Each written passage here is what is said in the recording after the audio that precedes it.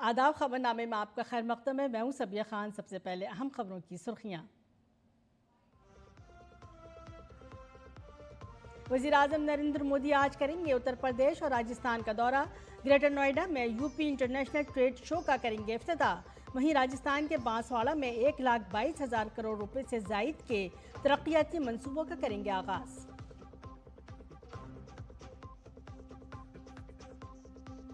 नई दिल्ली में आज वर्ल्ड फूड इंडिया में शामिल होंगे वज़ीर-ए-आज़म नरेंद्र मोदी। फूड प्रोसेसिंग से मुतालिक तकरीबन 26,000 मुस्तफिदीन को दी जाएगी कर्ज पर मबनी इमदाद।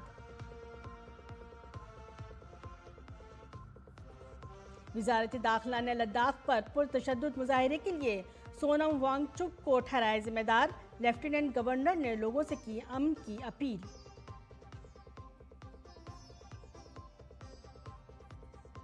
अमेरिकी इमिग्रेशन एंड कस्टम्स इन्फोर्समेंट के डलास में वाक़े फील्ड ऑफिस में फायरिंग से एक शख्स की मौत और 2 जख्मी। फायरिंग के बाद मुलजिम ने खुद को मारी गोली।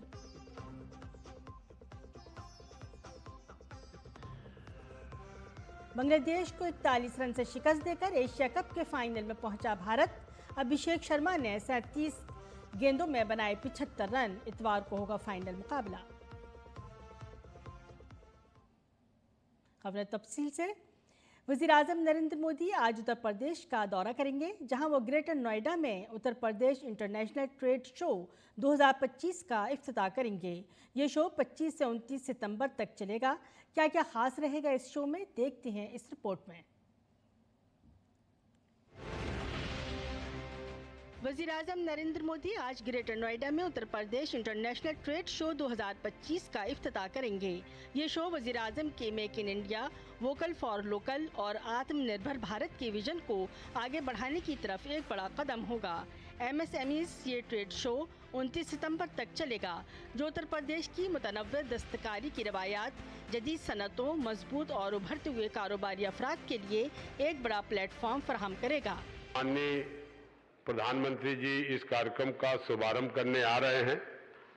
आप जानते हैं कि FIEO के सहयोग से क्रेता विक्रेता मीट का आयोजन भी किया जा रहा है, जिसके माध्यम से पूरे देश के क्रेताओं ने अपने उत्पाद के संबंध में विचार विमर्श करने का अवसर प्राप्त होगा। प्रदेश के उद्यमियों को नए बाजार में नई मार्केट तलाशने में भी उनको मदद मिलेगी। इस प्रकार की मीट से हमारे पूरे प्रदेश के जो MSME हैं उनको एक नया बाजार यहाँ से मिलेगा। रूस इस ट्रेड शो में एक पार्टनर मुल्क के तौर पर शिरकत करेगा, जिसमें 2400 से जायद नुमाइश कंदगान की मौजूदगी इवेंट को यादगार बना देगी। दस्तकारी, टेक्सटाइल, चमड़ा, ज़राअत, फूड प्रोसेसिंग, IT, इलेक्ट्रॉनिक्स और आयुष जैसे शोबे Uttar Pradesh international trade show 2025 की अहम झलकियाँ होंगी। उत्तर प्रदेश के भरपूर फन, सकाफत और मुख्तलिफ पकवानों को भी एक ही छत के नीचे देखा जाएगा। एक अंदाजे के मुताबिक इस ट्रेड शो एग्जीबिशन के दौरान 1.25 lakh business to business visitor और 4.5 लाख बिजनेस टू कंज्यूमर्स शिरकत करेंगे। इससे बरामद कंदगान, छोटे कारोबारियों और सारिफीन को बड़े मौके फराहम होंगे। Bureau report, DD news Urdu खबरें। वज़ीर-ए-आज़म नरेंद्र मोदी आज राजस्थान में कई तरक्याती मंसूबों का इफ्तिताह करेंगे। PM मोदी बांसवाड़ा में 1,22,000 करोड़ रुपए से जायद के तरक्याती प्रोजेक्टों का आगाज़ करेंगे। इन मंसूबों में सब्ज़ तवानाई, बिजली की फराहमी, सड़क के बुनियादी ढांचे, सेहत, आबी वसाइल और पीने के पानी की फराहमी से मुताल्लिक़ मंसूबे शामिल हैं। वो राजस्थान, महाराष्ट्र, मध्य प्रदेश और कर्नाटक के लिए PM कुसुम प्रोजेक्टों का भी इफ्तिताह करेंगे। वो बीकानेर और दिल्ली कैंट के दरमियान चलने वाली वंदे भारत एक्सप्रेस ट्रेन, जोधपुर और दिल्ली कैंट के दरमियान चलने वाली वंदे भारत एक्सप्रेस ट्रेन और उदयपुर सिटी चंडीगढ़ एक्सप्रेस को हरी झंडी दिखाएंगे। वो 15,000 से जायद नौजवानों को अपॉइंटमेंट्स लेटर्स तकसीम करेंगे। वो Mahi Banswara Rajasthan atomic power project का भी संगे बुनियाद रखेंगे। ये मरकज़ी और रियासती प्रोजेक्ट को एक नई तहरीक फराहम करेगा। वज़ीर-ए-आज़म नरेंद्र मोदी आज शाम नई दिल्ली में भारत मंडपम में वर्ल्ड फूड इंडिया 2025 में शिरकत करेंगे। इस मौके पर पीएम मोदी एक प्रोग्राम से खिताब करेंगे। वर्ल्ड फूड इंडिया 2025 का इनेकाद 28 सितंबर तक जारी रहेगा। इस दौरान फूड प्रोसेसिंग के शोबे में भारत की ताकत, खुराक की पायदारी और ग़िज़ाइयत से भरपूर और नामियाती खुराक की पैदावार की नुमाइश की जाएगी। वर्ल्ड फूड इंडिया में प्रधानमंत्री formalisation of micro food processing enterprises scheme के तहत फूड प्रोसेसिंग के सेक्टर में 2510 करोड़ रुपए से ज़्यादा के माइक्रो प्रोजेक्ट्स के लिए तकरीबन 26,000 मुस्तफ़ीदीन को 770 करोड़ रुपए से ज़्यादा की कर्ज की इमदाद फराहम की जाएगी। सदर जमहूरिया द्रौपदी मुर्मू आज उत्तर प्रदेश का दौरा करेंगी। वो दिल्ली के सफदरजंग रेलवे स्टेशन से खुसूसी ट्रेन के जरिए वृंदावन पहुंचेंगी। वृंदावन में अपने दिन भर के क़याम के दौरान सदर जमहूरिया श्री बांके बिहारी मंदिर, निधिवन और कुब्जा कृष्णा मंदिर का दौरा करेंगी और पूजा करेंगी। वृंदावन में सदर जमहूरिया सदामा कोठी भी जाएंगी। वो भगवान कृष्ण की जाए पैदाइश का दौरा करने और पूजा करने के लिए मथुरा भी जाएंगी। इत्तलात और नशरियात के मरकज़ी वज़ीर ममलिकत डॉक्टर एल मोरोगन इस वक्त जनूबी कोरिया के सरकारी दौरे पर हैं। अपने दौरे के दौरान उन्होंने सियोल में भारतीय सिफारत खाने में एक खुसूसी कम्युनिटी प्रोग्राम में शिरकत की। तकरीब में भारतीय तलबा और पेशावर अफराद की बड़ी तादाद ने शिरकत की। तकरीब से खिताब करते हुए डॉक्टर एल मोरोगन ने इस बात पर जोर दिया कि हज़ारों किलोमीटर दूर रहने वाले भी भारत की तरक्की में अपना रोल अदा कर सकते हैं। ये तकरीब भारतीय बरादरी के गहरे ताल्लुक़ की अलामत है, जो भारत और कोरिया के दरमियान सकाफती और इक़्तिसादी ताल्लुक़ात को मज़ीद मजबूत कर रहा है। मरकज़ी वज़ीर ख़ज़ाना निर्मला सीतारमन ने goods and services tax appellate tribunal का इफ्तिताह किया। इस दौरान उन्होंने ई फाइलिंग पोर्टल भी लॉन्च किया और जीएसटी इस्लाहात के लिए जीएसटी काउंसिल के अरकान का शुक्रिया अदा किया। वज़ीर ख़ज़ाना ने कहा कि वज़ीर-ए-आज़म ने नागरिक देवभव को पॉलिसी साजी के मरकज़ में रखा है। Prime Minister announced that the next generation of GST reforms will be launched well before Deepavali. I thank the GST Council members, literally every one of them, the ministers from the various states. We had the Prime Minister speak, and he used a very endearing slogan, I think, which will run in all our consciousness, Nagrik Devo Bhava. We have always heard, and we believe in, as India, we believe in Atiti Devo Bhava. But here, for a policy maker who called himself as the first servant of the country, and not so much the Prime Minister himself, he put the citizen at the center of policy making, and therefore, in the context of the next GST reforms, he said, Nagrik Devo Bhava. मरकज़ी वज़ीर ख़ज़ाना निर्मला सीतारमन ने कहा कि GST में तब्दीलियों की वजह से automobile sector में बुकिंग में इजाफा हुआ है। Early report in the media pointed to the unprecedented sales and bookings in the first 2-3 days of this Bachat Utsav. This surge is actually built on decade of steady reforms. It is just announced to be implemented from 22nd September, but the policies which prompted deeper localization and steady economy, which aids capacity needed for scale, quality and resilience. These capabilities are now power products of the world, with rising exports of vehicles and components.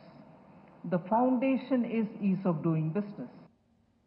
मरकज़ी वज़ीर ख़ज़ाना निर्मला सीतारमन ने कहा कि मरकज़ और रियासती GST तनाज़ात को अब एक ही मकाम यानी जीएसटी 80 पर तय किया जाएगा। इससे टैक्स दहंदगान की ज़िंदगी आसान बनाने में मदद मिलेगी।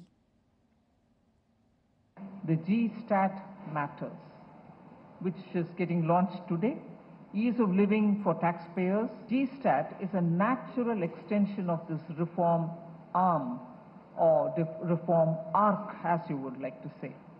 It's an important advance for ease of doing business and a vital forum for justice. First time, therefore, central and state GST disputes meet on a common platform and are adjudicated together.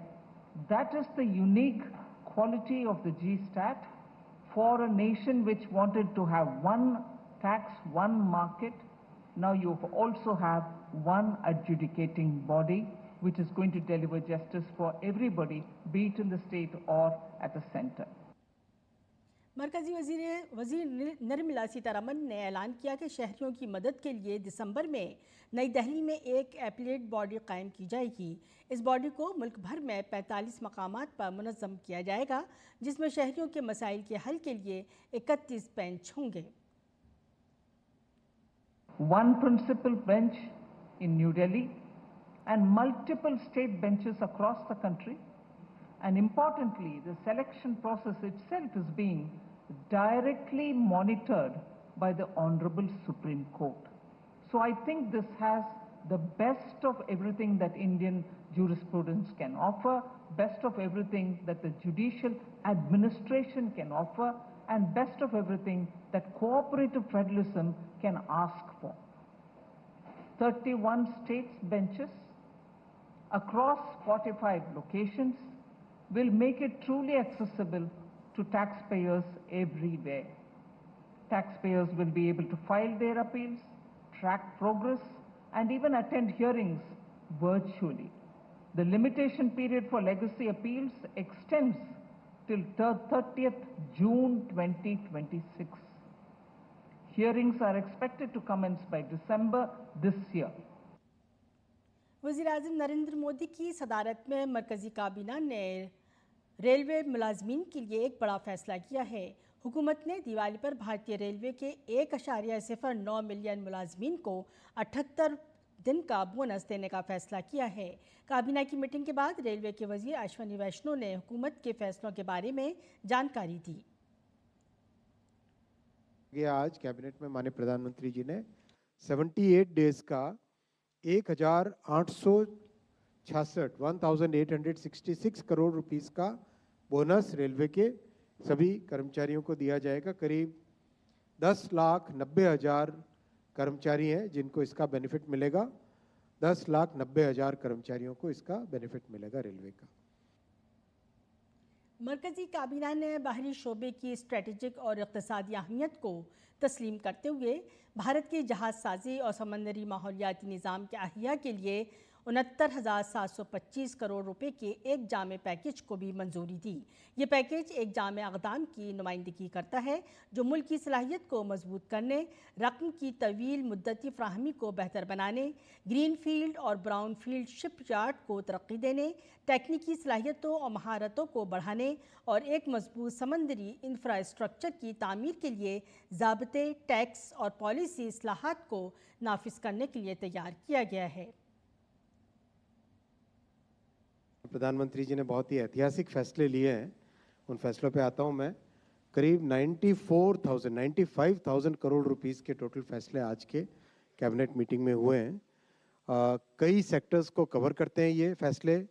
Railway, highway, railway के bonus का विषय है। Ship building बहुत बड़ा reform है। Ship building में major reform है, detail में आपको बताऊंगा। हमारी ह्यूमन रिसोर्स जो रिसर्च एंड डेवलपमेंट एक्टिविटीज़ के लिए, रिसर्च एक्टिविटीज़ के लिए फेलोशिप का प्रोग्राम और मेडिकल एजुकेशन में नंबर ऑफ सीट्स को बढ़ाना। ओवरऑल बहुत बड़े फैसले लिए गए। एक एक करके आता हूँ। सबसे पहले हमारे रेलवे का बख्तियारपुर राजगीर तिलैया लाइन है, इसकी डबलिंग का फैसला लिया गया है। इस प्रोजेक्ट को अगर देखें, 4 बड़े जो हमारे सांस्कृतिक क्षेत्र हैं, राजगीर, नालंदा, पावापुरी, बोध गया जी मिला के ये बहुत ही इम्पोर्टेंट एक लाइन बनती है। ये लाइन अभी तक सिंगल लाइन थी, तो सिंगल लाइन के कारण इसकी लिमिटेड कैपेसिटी थी और डबल हो जाने से इसकी कैपेसिटी सब्सटेंशियली बढ़ जाएगी और सब्सटेंशियली बढ़ने से कई नई गाड़ियां चला पाएंगे और इसमें बिहार में काफ़ी एक बड़ा जो पटना और गया जी की कनेक्टिविटी का एक बड़ा माध्यम ये बनेगा। और नीचे झारखंड के साथ कनेक्टिविटी का भी इसमें बहुत बड़ा माध्यम बनता है। 104 किलोमीटर लंबी ये लाइन है। 2192 करोड़ रुपीस का इसमें इन्वेस्टमेंट आएगा और जैसा आपको बताया 4 मेजर डेस्टिनेशंस कल्चरल हेरिटेज के राजगीर, नालंदा, पावापुरी और बोध गया इनको कनेक्ट करेगा। वज़ीर-ए-आज़म नरेंद्र मोदी की ज़ेरे सदारत काबीना की मीटिंग में बख्तियारपुर राजगीर तलिया सिंगल रेलवे लाइन को दुगना करने की मंजूरी दी गई। इस 104 किलोमीटर के प्रोजेक्ट पर तकरीबन 2192 करोड़ रुपए की लागत आएगी। इस प्रोजेक्ट से बिहार के 4 अजला को बराह रास्त फ़ायदा पहुंचेगा। इस लाइन को दुगना करने से माल बरादरी की सलाहियत में भी इजाफा होगा, रोज़गार के नए मौके पैदा होंगे और ख़त्ते में इक़्तिसादी तरक्की को फ़रोग़ मिलेगा। रेलवे का बख्तियारपुर राजगीर तिलैया लाइन है, इसकी डबलिंग का फैसला लिया गया है। आप इस प्रोजेक्ट को अगर देखें, 4 बड़े जो हमारे सांस्कृतिक क्षेत्र हैं, राजगीर, नालंदा, पावापुरी, बोध गया जी मिला के ये बहुत ही इम्पोर्टेंट एक लाइन बनती है। ये लाइन अभी तक सिंगल लाइन थी, तो सिंगल लाइन के कारण इसकी लिमिटेड कैपेसिटी थी और डबल हो जाने से इसकी कैपेसिटी सब्सटेंशियली बढ़ जाएगी और सब्सटेंशियली बढ़ने से कई नई गाड़ियां चला पाएंगे और इसमें बिहार में काफ़ी एक बड़ा जो पटना और गया जी की कनेक्टिविटी का एक बड़ा माध्यम ये बनेगा और नीचे झारखंड के साथ कनेक्टिविटी का भी इसमें बहुत बड़ा माध्यम बनता है। आज नई दिल्ली में आर्मी हेडक्वार्टर में एक स्वच्छ उत्सव प्रोग्राम का इनेकाद किया गया, जिसमें वज़ीर दिफा राजनाथ सिंह ने शिरकत की। तकरीब से खिताब करते हुए वज़ीर दिफा राजनाथ सिंह ने कहा कि क्लीन इंडिया मिशन एक अवामी तहरीक बन गया है। राजनाथ सिंह ने मज़ीद कहा कि मुआशरे की तारीफ उसकी सफाई और तरतीब से होती है। स्वच्छ भारत अभियान जिस तरह से एक जन आंदोलन के रूप में सारे देश के जन जन तक पहुंचा है, वह अपने में अद्भुत है। उसी जन आंदोलन के हिस्से के रूप में आज पूरा देश स्वच्छता दिवस मना रहा है। साथियों, स्वच्छता का संबंध केवल शरीर और परिवेश से ही नहीं है, बल्कि मैं मानता हूं स्वच्छता जीवन का एक दर्शन है। आप देखिए कि दुनिया के हर महान समाज की पहचान उसकी स्वच्छता और उसकी व्यवस्था से ही होती है। वज़ारत दाखिला ने लेह लद्दाख में कल के तशद्दुद पर एक बयान जारी किया, जिसमें उसे मकामी कारकुन सोनम वांगचुक के उकसाने से मंसूब किया गया। हुजूम ने सरकारी दफातर और सियासी जमात के दफ्तर को आग लगा दी, सिक्योरिटी अहलकारों पर हमला किया और गाड़ियों को नुकसान पहुंचाया। पुलिस को अपने दिफा में गोली चलाना पड़ी, जिसके नतीजे में कुछ हलाकतें हुईं।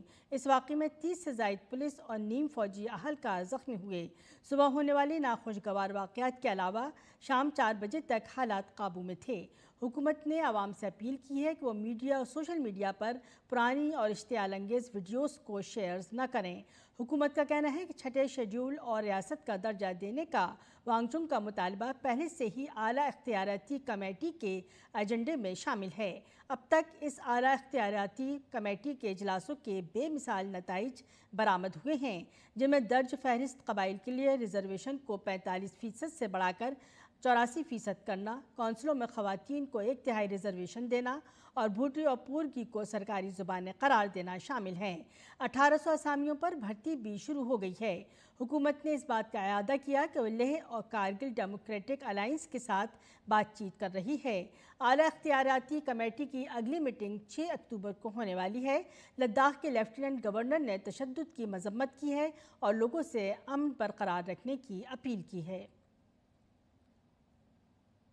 हम जानते हैं कि लोकतांत्रिक व्यवस्था में अपनी बात कहने का सभी को हक है, लेकिन कुछ दिनों से जिस प्रकार से लोगों को भड़काया जाना, नेपाल और बांग्लादेश के साथ उसकी तुलना करना, कुछ लोग हम आने वाले समय में आग लगा देंगे, ये कर देंगे, पॉलिटिकल पार्टीज के ऑफिस को करेंगे, लोगों के घरों में जाकर के उनको मारेंगे, ये कौन सा तरीका है? इस प्रकार के जो तरीके हैं, इसको हम लोकतंत्र की व्यवस्था के खिलाफ मानते हैं। मैं शांति व्यवस्था की दोबारा से अपील करता हूँ। हिंदुस्तान की आज़ादी से पहले और बाद में बहुत से अजीम शख्सियात थीं जिन्होंने अपने तौर पर समाज को बदलने की पूरी कोशिश की। पंडित दीनदयाल उपाध्याय इन अजीम लोगों में से एक थे। सादगी और ईमानदारी की मिसाल पंडित दीनदयाल उपाध्याय ने ज़िंदगी भर मुल्क और आवाम की खिदमत की। हमजहत शख्सियत के हामिल पंडित दीनदयाल उपाध्याय ने इंटीग्रल ह्यूमन्स का नज़रिया देकर बनी नौ इंसान की फलाह बहबूद का एक नया रास्ता समाज के सामने पेश किया, जिसकी मुताबिकत वक्त के साथ साथ बढ़ती गई। अजीम समाजी कारकुन पंडित दीनदयाल की ज़िंदगी के ऐसे बहुत से पहलू हैं जो आज भी हम सब के लिए मशअल राह हैं। पंडित दीनदयाल उपाध्याय, जिन्होंने कौम की तामीर और समाजी खिदमत को अपनी ज़िंदगी का मकसद समझा, सादगी ईमानदारी की शानदार मिसाल कायम की। पंडित दीनदयाल उपाध्याय सिर्फ एक सियासतदान नहीं थे, वो एक बुलंद पाया मुफक्किर, फ़लसफ़ी और अदीब भी थे। इंटीग्रल ह्यूमन्स जैसे तरक्की पसंद नज़रियात से दुनिया को मुतारिफ करवाने वाले दीनदयाल उपाध्याय हिंदुस्तानी सियासी और इक़्तिसादी फ़िक्र की तश्कील में एक अलमबरदार थे। पंडित दीनदयाल उपाध्याय 25 सितंबर 1916 को उत्तर प्रदेश के मथुरा के गांव नागला चंद्रभान में पैदा हुए। कानपुर में अपनी इंटर ग्रेजुएट तालीम हासिल करने के दौरान वो 1937 में राष्ट्रीय स्वयं सेवक संघ में शामिल हो गई। अक्टूबर 1951 को श्यामा प्रसाद मुखर्जी की क़यादत में भारतीय जनसंघ की बुनियाद रखी गई तो दीनदयाल उपाध्याय भी इसमें शामिल हो गए। 1967 में 21 साल की उम्र में इसके कौमी सदर बन गए। पंडित दीनदयाल उपाध्याय ने हमेशा सियासत में पाकीज़गी की हिमायत की। यही वजह है कि वो कभी इलेक्शन लड़ना नहीं चाहते थे, लेकिन 1963 में हालात ने उन्हें जौनपुर लोकसभा का ज़िमनी इंतखाब लड़ने पर मजबूर कर दिया।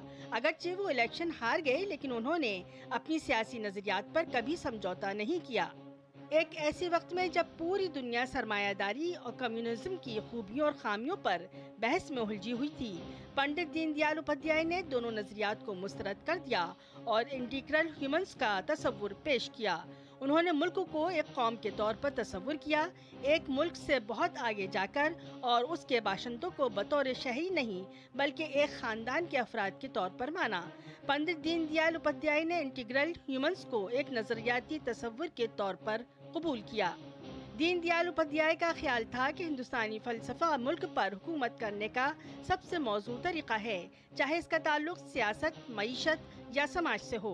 उन्होंने हिंदुस्तानी इक़्तिसादी पॉलिसी की नौइयत और तरक्की को इस नुक्ते नज़र से देखा। अपने मज़मून Indian economic policy the state of development में उन्होंने लिखा है कि गवर्नेंस का मकसद अंत्योदय के विजन के मुताबिक होना चाहिए।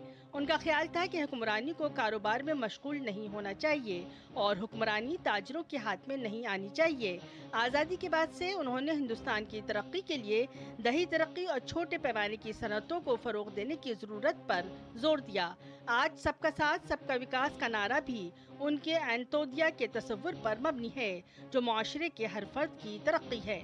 पंडित दीनदयाल उपाध्याय एक कसीर जहद की शख्सियत, एक काबिल सहाफ़ी और संजीदा मुसन्निफ भी थे।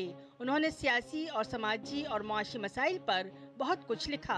उनके मज़ामीन बाकायदगी से पंचजन्या और हफ्तावार ऑर्गेनाइज़र में शाया होते थे। दीनदयाल उपाध्याय की सहाफ़त ने बहुत से लोगों को सहाफ़त को एक मिशन के तौर पर कबूल करने की तरगीब दी। पंडित दीनदयाल उपाध्याय एक समाजी मुफक्किर, माहिर इक़्तिसादियात, माहिर तालीम, सियासतदान और दुनिया को इंटीग्रल ह्यूमन्स से मुतारिफ करवाने के सहाफ़ी थे, जो 11 फरवरी 1968 को इंतकाल कर गए। Bureau report, DD news Urdu खबरें। वज़ीर-ए-आज़म नरेंद्र मोदी ने इंटीग्रल ह्यूमन्स के अलमबरदार पंडित दीनदयाल उपाध्याय को उनके यौम पैदाइश पर ख़राज अक़ीदत पेश किया। अपने पैगाम में PM मोदी ने कहा, मदर इंडिया के अजीम फर्जंद और इंटीग्रल ह्यूमन्स के अलमबरदार पंडित दीनदयाल उपाध्याय को उनके यौम पैदाइश पर मेरी दिली ख़राज अक़ीदत। उनके कौम परस्त नज़रियात, अंत्योदय के उसूल, जिन्होंने मुल्क को खुशहाली का रास्ता दिखाया, एक तरक्की याफ्ता हिंदुस्तान की तामीर में बहुत मददगार साबित होंगे। और नाज़रीन, अब पेश है दहली से शाये होने वाले उर्दू अखबारात का मुख्तसर जायज़ा।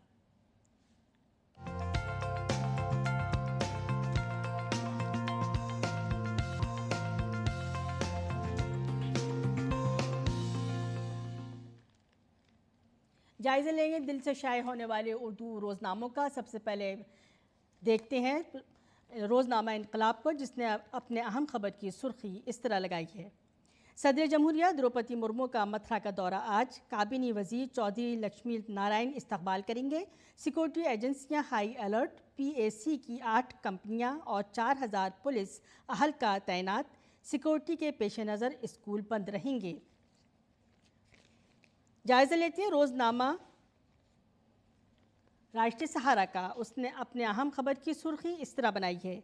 मरकज़ी काबीना के अहम फैसले। बिहार के लिए 6000 करोड़ रुपए के प्रोजेक्ट मंजूर। 10 लाख रेलवे मुलाजमीन के लिए दिवाली बोनस। साहिबगंज बतिया हिस्से पर 4 लेन वाली कौमी शाहरा की तामीर का मंसूबा। मेडिकल कॉलेजों में PG और UG सीटों में इजाफा। जहाज साजी के शोबे के लिए 69,725 करोड़ के पैकेज। जायज़ा लेते हैं रोज़नामा सहाफ़त का, जिसने अपने अहम खबर की सुर्खी इस तरह बनाई है। GST एपीलेट ट्रिब्यूनल पैनल का इफ्तिताह। संजय कुमार मिश्रा की सरबराही में पैनल की तमाम 32 बेंचों के अरकान अदालती निज़ाम में आवाम के एतमाद पर पूरा उतरेंगे। ये बात कही है वज़ीर ख़जाना निर्मला सीतारमन ने। और आखिर में जायज़ा लेंगे रोज़नामा इनकलाब की एक और अहम खबर की सुर्खी का। अमरीकी सदर डोनाल्ड ट्रंप से इस्लामी मुल्कों के सरबराहान की मुलाकात। गज़ा समेत मशरिक़ वस्ता की सूरत हाल पर तफसीली गुफ्तगू। ट्रंप ने मुस्लिम रहनुमाओं से मुलाकात को इंतहाई कामयाब करार दिया। तो नाज़रीन, ये था उर्दू अखबारात का मुख्तसर जायज़ा। इसी के साथ बढ़ते हैं अगली खबर की तरफ और चलते हैं सीधे खेल के मैदान। भारत ने क्रिकेट एशिया कप के फाइनल के लिए क्वालिफाई कर लिया है। गुज़श्ता रोज़ खेले गए सुपर 4 के मैच में भारत ने बांग्लादेश को 41 रन से शिकस्त दी थी। इस जीत के साथ ही भारत ने इतवार को होने वाले फाइनल में अपनी जगह पक्की कर ली। भारत ने पहले बैटिंग करते हुए मुकर्ररा 20 ओवर्स में 6 विकेटों पर 168 रन बनाए। भारत की जानिब से अभिषेक शर्मा ने 37 गेंदों पर 75 रन की शानदार इनिंग्स खेली। और बैनुल-अक़वामी खबर में अमेरिका के शहर डलास में फायरिंग का वाक़या पेश आया है। इमिग्रेशन एंड कस्टम्स इन्फोर्समेंट के दफ्तर में फायरिंग के वाक़े में एक शख्स जाँ बहक हो गया और 2 ज़ख्मी हो गए। हमलावर ने बाद में खुद को गोली मारकर खुदकुशी कर ली। मुलजिम की शनाख्त 29 साला जोशुआ जहाँ के नाम से हुई है। सदर डोनाल्ड ट्रंप ने वाक़े की शदीद मजम्मत की है। नायब सदर JD वांस ने मुतासरीन के तईं ताज़ियत का इजहार किया है।